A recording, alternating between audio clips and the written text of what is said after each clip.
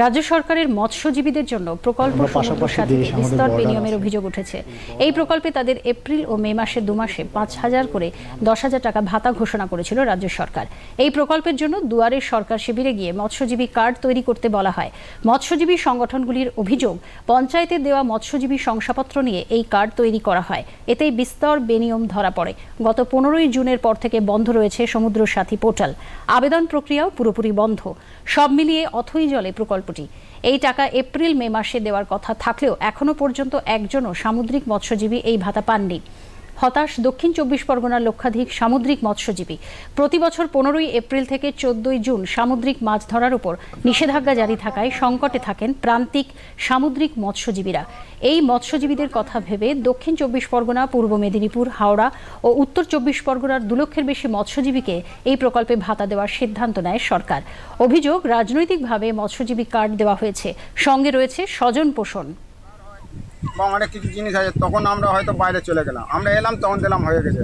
এবারে আমাদের সই না হলে তো কিছু হবে না, যার কারণে আমাদের অনেকে মৎস্যজীবী কার্ড করতে পারে না। কারণ সমুদ্রে চলে যাওয়া মানে সে 10 দিন পরে আসবে, তখন দিলাম এসে হয়ে গেছে। এবারে বাড়ির লোক সই দিলে তো হবে না। যারা ছিল তাদের কার্ড হয়েছে, এবারে মৎস্যজীবীর কার্ড নিচ্ছে, এবারে সবাই জমা দিচ্ছে, সবাই করে দিচ্ছে। সরকার তো তদন্ত করে দেখছে না যে ট্রলারে যায় কি ভ্যান চালায় কি রিক্সা চালায়, তা তো দেখছে না। সে এবারে জমা নিচ্ছে, সরকার বলেছে মৎস্যজীবী কার্ড হবে, সবাই জমা দিচ্ছে, সরকার সেইটাই জমা নিয়ে নিচ্ছে। এই কার্ড হচ্ছিল তখন বহু প্রকৃত মৎস্যজীবী, সামুদ্রিক মৎস্যজীবী তারা কার্ড করতে পারে। তারা পঞ্চায়েতের পক্ষপাতিত্বের ফলে তারা সার্টিফিকেট পায়নি, কেন এর একটা বাধ্যতা ছিল যে পঞ্চায়েত থেকে সার্টিফিকেট দিতে হবে। তারা সার্টিফিকেট না পাওয়ার জন্য আবেদন করতে পারে, স্বাভাবিকভাবে তারা কার্ড পায়নি। আর কার্ড না পাওয়ার জন্য তারাও আবেদন করতে পারছে না।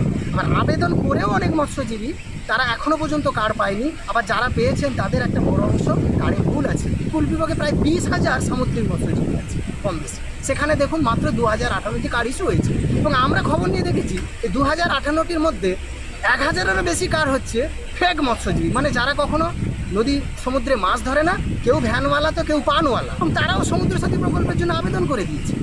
প্রকৃত যারা মৎস্যজীবী তারা বাদ পড়ে যাচ্ছে।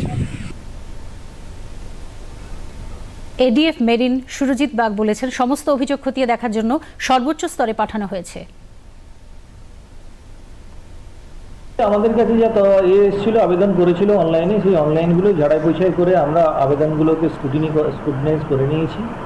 স্ক্রুটিনাইজ করে নিয়ে আমরা আমাদের যে প্রসেস অনুযায়ী আমাদের যিনি অ্যাপ্রুভিং অথরিটি এসডিও সাহেবের কাছে পাঠিয়েছিলাম। এসডিও সাহেবের অনলাইন সমস্ত কিছু সেটা এসডিও সাহেবের কাছে আমাদের কাছে চলে এসছে এই অবধি। এবার হায়ার অথরিটি যেমন ইনস্ট্রাকশন দেবে তেমনই আমরা করব। এখনো পর্যন্ত মোটামুটি সমস্ত কিছু নর্মাল।